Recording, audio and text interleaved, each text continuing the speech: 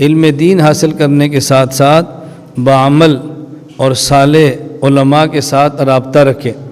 رابطہ رکھنے کا طریقہ وہ ہے جو نبی کریم صلی اللہ علیہ وسلم نے دیا ہے۔ حضور اکرم صلی اللہ علیہ وسلم کی تعلیمات جو خواتین کے لیے ہیں، خواتین اس تعلیمات کا بطور خاص خیال فرمائیں۔ رسول اکرم صلی اللہ علیہ وسلم کے دور میں جس طرح مردوں کو اللہ کے نبی دین سکھاتے تھے، خواتین کو بھی سکھاتے تھے، جس طرح مردوں کو بیان فرماتے خواتین کو بھی فرماتے تھے، جس طرح مردوں کو بیعت فرماتے خواتین کو بھی فرماتے تھے۔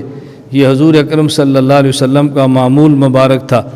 جب آپ مردوں کو بیعت فرماتے اپنے ہاتھ میں سب کے ہاتھ لیتے تھے، اور جب خواتین کو بیعت فرماتے تو آپ نے پوری زندگی میں کبھی نامحرم عورت کو ہاتھ نہیں لگایا، کبھی بھی۔ اس لیے آپ خواتین کو جب بھی بیعت فرماتے تو پردے کے پیچھے بٹھا کے آپ آواز لگاتے، خواتین وہ کلمات دہراتی۔ مکہ مکرمہ فتح مکہ کے موقع پر آپ نے کوہ صفا پر خواتین کو بیعت کی۔ حضرت عمر بن خطاب رضی اللہ تعالیٰ عنہ رسول اللہ صلی اللہ علیہ وسلم کے کلمات کو دہراتے تھے تاکہ دور تک آواز پہنچے، اور وہاں پھر خواتین آپ کی بات کو سنتی اور کلمات بیعت کو دہراتی۔ اس لیے جس طرح مردوں کو بیعت ہونا چاہیے، خواتین کو بھی ہونا چاہیے، لیکن خواتین پردے کا اہتمام کریں۔ خاتون کے لیے جس طرح اپنے شوہر اور محرم رشتہ دار کے علاوہ عام آدمی سے پردہ کرنا ضروری ہے، اسی طرح اپنے شیخ، اپنے مرشد اور اپنے پیر سے بھی پردہ کرنا ضروری ہے۔ عام خواتین کا ذہن ہوتا ہے کہ مرشد سے پردے کی ضرورت ہے، وہ تو باپ کی طرح ہے۔ یہ بالکل جائز نہیں ہے۔ جس طرح حضور اکرم صلی اللہ علیہ وسلم کے ازواج مطہرات اور آپ کی بیویاں صحابہ کرام کی مائیں ہیں، لیکن باوجود اس کے صحابہ کرام سے پردہ فرماتی تھی، اور پردے کا اتنا اہتمام فرماتی تھی کہ عبداللہ بن ام مکتوم رضی اللہ تعالیٰ عنہ نبینا صحابی وہ حضور اکرم صلی اللہ علیہ وسلم کو ملنے کے لیے حاضر ہوئے تو آپ نے گھر میں دو موجود بیویوں سے فرمایا، احتجبا عنہ، تم اس سے پردہ کرو۔ انہوں نے کہا یا رسول اللہ الیس هو اعمی، کیا وہ نبینا نہیں؟ اللہ کے پیغمبر نے فرمایا افلا تبصرانی، کیا تم نبینی ہو، تم اس کو نہیں دیکھتی؟ اس سے پردہ کرو۔ دیکھو آنے والا پیغمبر پاک کا صحابی ہے اور حضور اکرم صلی اللہ علیہ وسلم کا روحانی بیٹا ہے، اور آ رہا ہے نبی پاک کی بیویوں کے پاس۔ یہ حضور پاک کی بیوی ہے، ان کی ماں کی طرح ہے۔ آنے والا صحابی اور نبینا، اور آ رہا ہے روحانی ماں کے پاس، اور پیغمبر پاک کی بیویاں وہ ہیں کہ حضور پاک کی وفات کے بعد امت کے لیے کسی آدمی سے ان کے ساتھ نکاح کرنا بھی حلال نہیں ہے، لیکن پھر بھی حکم ہے کہ آپ پردہ فرماؤ۔ اس لیے پردے کا اہتمام کرنا از حد ضروری ہے۔ اسی سے اگلے گناہوں کا آغاز ہوتا ہے، اسی سے گناہوں کا آغاز ہوتا ہے۔ اپنے آپ کو سنبھالنا چاہیے۔ تو نمبر 2، بیعت کریں، کسی عالم سے، صالح سے بیعت کریں۔ حضور اکرم صلی اللہ علیہ وسلم کو اللہ رب العزت نے قرآن کریم میں یہ بات فرمائی، یا ایھا النبی اذا جاءک المؤمنات یبایعنک علی الا یشرکن باللہ شیئا، اے پیغمبر اگر یہ صحابیات آپ کے پاس آئیں جنہوں نے آپ کا کلمہ پڑھا ہے، آپ پر ایمان لا چکی ہیں، شرف صحابیت حاصل کر چکی ہیں، یہ آپ کے پاس آئیں اور کلمہ پڑھ لیں اور پھر آپ سے بیعت کرنا چاہیں تو آپ بیعت کریں، اور 6 باتیں ان سے کہیں کہ یہ 6 باتوں پر عمل کریں، پھر ان سے بیعت کریں۔ اگر یہ 6 باتوں کا عہد نہ کریں تو پھر بیعت نہ کریں۔ 6 باتیں کون سی ہیں؟ یا ایھا النبی اذا جاءک المؤمنات یبایعنک علی الا یشرکن باللہ شیئا۔ نمبر 1، یہ عورتیں اب آئندہ کبھی شرک نہیں کریں گی، یہ وعدہ کریں کہ آئندہ شرک نہیں کریں گی، پچھلے شرک سے توبہ کریں اور آئندہ شرک نہیں کریں گی۔ آپ خواتین کے ذہن میں یہ بات آئے گی، آنے والی پیغمبر کی صحابی ہے، آنے والی ایمان والی عورت ہے، تو کیا مومن عورت بھی شرک کر سکتی ہے؟ کیا مومن عورت بھی شرک کر سکتی ہے؟ قرآن کریم سورہ یوسف کے آخری رکوع میں ہے، اللہ رب العزت نے ارشاد فرمایا کہ اکثر اہل ایمان ایسے ہیں جو کہ شرک کرتے ہیں، اکثر مومن شرک کرتے ہیں۔ ایمان بھی اور شرک بھی ہے، کیسے جمع ہوگا؟ اس کا مطلب یہ ہے کہ زبان سے کلمہ پڑھ کے مسلمان ہوگا، لا الہ الا اللہ محمد رسول اللہ، اور اس کے عقائد شرکیہ ہوں گے۔ اگر اللہ رب العزت پر ایمان لائے ہیں تو پھر عقیدہ بنائیں کہ عالم الغیب اللہ کی ذات ہے، اللہ کی ذات کے علاوہ کسی کے پاس غیب کا علم نہیں ہے، حتیٰ کہ اللہ کے نبی کے پاس بھی نہیں، آخری پیغمبر حضرت محمد مصطفیٰ صلی اللہ علیہ وسلم کے پاس بھی نہیں۔ بس اتنا علم ہے جتنا اللہ تعالیٰ فرما دے۔ پیغمبر کے پاس جو علم ہے وہ علم غیب نہیں ہوتا، وہ غیب کی خبریں ہوتی ہیں۔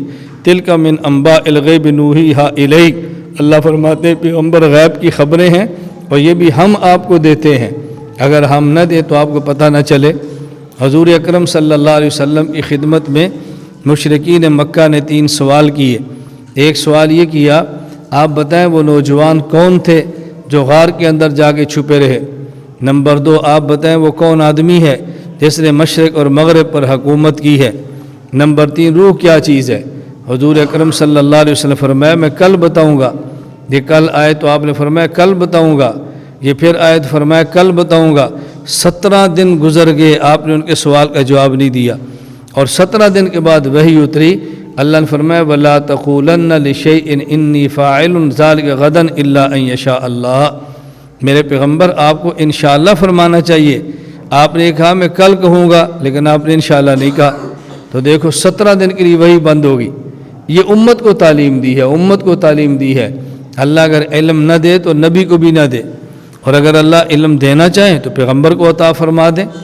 اس لیے ذہن بنائیں کہ علم غیب اللہ کے علاوہ کسی کے پاس موجود نہیں ہے۔ حضور اکرم صلی اللہ علیہ وسلم ایک غزوہ اور جہاد میں گئے۔ ام المومنین امی عائشہ رضی اللہ تعالیٰ عنہ آپ کے ساتھ تھی، غزوہ بنو مصطلق، اور اس میں حضور اکرم صلی اللہ علیہ وسلم جب تشریف لے گئے تو آپ آرام فرما رہے تھے۔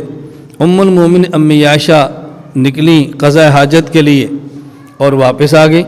اب جب یہ قافلہ چلنے لگا تو صحابہ کرام نے سمجھا کہ امی عائشہ اپنے ہودج کے اندر موجود ہیں، یعنی اونٹ کے اوپر جو ہودج ہوتا ہے جس کے اندر وہ سفر کرتی، چونکہ عمر بھی تھوڑی تھی، وزن بھی کم تھا، تو صحابہ نے ہودج اٹھا کے اونٹ پہ رکھا اور اونٹ چل پڑا۔ اب پتہ چلا، یہ محسوس کیا کہ شاید اس کے اندر ہے۔ حضرت ام المومنین امی عائشہ رضی اللہ تعالیٰ عنہ جب حاجت سے فارغ رہی تو قافلہ جا چکا تھا۔ اب آگے جا کر پڑاؤ کیا تو پتہ امی عائشہ ہودج کے اندر ہے ہی نہیں۔ نبی پاک صلی اللہ علیہ وسلم نے بھیجا کہ جاؤ پتہ کرو، تلاش کر کے لو امی عائشہ کدھر ہے۔ حضرت امی عائشہ رضی اللہ تعالیٰ عنہ اپنے چادر اوپر لی تو لیٹ گئی۔ آپ کو پتہ تھا کہ دائیں بائیں جانے کی ضرورت نہیں ہے، جب آگے آئیں گے وہ تلاش کرنے کے لیے ادھر ہی آئیں گے۔ اب یہ امی عائشہ کو تاخیر کیوں ہوئی؟ آپ کے گلے میں ہار تھا اور وہ ہار گم گیا، تو قضاء حاجت کے بعد تلاش کرنے لگی تو ملا نہیں۔ اب حضرت امی عائشہ رضی اللہ تعالیٰ عنہ کا ہار گما ہے، ہار تلاش کر رہے اور مل نہیں رہا۔ اللہ کے نبی کو بھی نہیں پتہ چل رہا کہ ہار کہاں پر موجود ہے۔ بعد میں جب اونٹ اٹھا تو نیچے ہار اس کے نیچے پڑا ہوا تھا۔ اب دیکھو اگر نہیں پتہ چلا تو 7 اونٹ موجود ہے، اس کے نیچے ہار ہے اور اس کا پتہ بھی نہیں چل رہا، اور اگر پتہ چلنے پر آئے تو آپ مکہ مکرمہ میں ہیں، معراج کے سفر سے واپس آئے ہیں۔ مشرکین پوچھتے ہیں جی یہ جو آپ بیت المقدس سے ہو کر آئے ہیں، دروازے کتنے ہیں، فلاں چیز کتنی ہے؟ اب اللہ کے نبی تو اس کے لیے نہیں گئے تھے، لیکن رسول اکرم صلی اللہ علیہ وسلم کعبہ کے ساتھ ٹیک لگا کر بیٹھ گئے اور اللہ نے درمیان کے پردے اٹھا دیے، فرمایا تم پوچھتے جاؤ میں تمہیں بتا دوں گا۔ تو جب نہیں بتایا تو اونٹ کے نیچے پڑا ہوا ہار بھی نہیں بتایا، اور جب بتا دیا ہے تو مکہ سے دور بیت المقدس کو بھی کھول کے دکھا دیا ہے۔ تو میں عرض کر رہا تھا کہ ہر خاتون ماں اور بہن بیٹی کا عقیدہ ہونا چاہیے، عالم الغیب صرف اللہ کی ذات ہے۔ اسی طرح ہمارا عقیدہ ہونا چاہیے کہ مختار کل اللہ کی ذات ہے، سارے اختیارات اللہ کے پاس ہیں، اللہ کے علاوہ کسی کے پاس کوئی اختیار نہیں ہے۔ اللہ بیٹا دینا چاہے تو بیٹا ہوتا ہے، اللہ بیٹی دینا چاہے تو بیٹی ہوتی ہے، اللہ جوڑا دینا چاہے تو جوڑا ہوتا ہے، اور اللہ بانجھ رکھنا چاہے تو بانجھ ہوتا ہے۔ اللہ کے علاوہ کوئی اولاد نہیں دیکھ سکتا۔ جب اللہ نے اولاد نہیں دی تو نبی کو بھی نہیں دی، اور جب اولاد دی ہے تو 100 سال کی عمر میں دے دی ہے، اور اولاد دی ہے تو ہمارے پیغمبر پاک صلی اللہ علیہ وسلم کے بچے جوانی سے پہلے وفات پا گئے اور دنیا سے چلے گئے، کہ اللہ رب العزت نے بات سمجھائی ہے کہ دیکھو تمہارے اختیار میں اس میں سے کوئی چیز نہیں ہے، یہ ذہن بناؤ۔ اسی طرح نظر اللہ کے نام پر ہو، نیاز اللہ کے نام پر ہو، نظر اور نیاز اللہ کے علاوہ کسی اور نام پر مانگنا جائز نہیں ہے۔ ہمارے یہاں بس اوقات خواتین منت مانگ لیتی ہیں کہ میرا بیٹا پیدا ہوگا، اس کے بال ہوں گے اور میں بال کا کچھ حصہ جسے ہم لٹ کہتے ہیں یہ رکھوں گی، اور یہ میں فلاں قبر پہ جا کے بال بونڈوں گی، یہ جائز نہیں ہے، یہ حرام اور ناجائز ہے۔ نظر اللہ کے نام پر ہو، نیاز اللہ کے نام پر ہو، اللہ کے علاوہ کسی کے لیے نظر و نیاز جائز نہیں ہے۔ تو اللہ کے نبی کو حکم دیا، اللہ پاک نے ان کو بیعت کرو اور ان سے وعدہ لو، اللہ شرکنا باللہ شیئا، اللہ کے ساتھ کسی کو شریک نہیں ٹھہرائیں گی۔ نمبر 2 ولا یسرقنا، اور ان سے وعدہ لو کہ چوری نہیں کریں گی۔ چوری، اب دیکھو ہمارے مشہور ہے کہ مرد چوری کرتے ہیں، اللہ پاک اپنے نبی سے فرما رہے ہیں کہ عورتوں سے وعدہ لو کہ چوری نہیں کریں گی۔ مفسرین نے اس کی وجہ لکھی ہے کہ بعض عورتوں میں عادت ہوتی ہے وہ خامند کے مال کو چوری کر لیتی ہیں، خامند مال دیتا ہے پھر بھی بغیر پوچھے کسی کو دے دیتی ہے، یہ چوری ہے، یہ جائز نہیں ہے، ان کو چوری ہرگز نہیں کرنی چاہیے۔ اور خامند کے مال کے اندر خیانت کبھی نہ کریں، خامند کے مال کے اندر خیانت نہ کریں، چوری نہ کریں۔ اللہ نے اپنے پیغمبر کو فرمایا ان سے عہد لو ولا یسرقنا، یہ چوری نہیں کریں گی۔ لا الہ الا اللہ، لا الہ الا اللہ، لا الہ الا اللہ، ما لنا رب سوا، لا الہ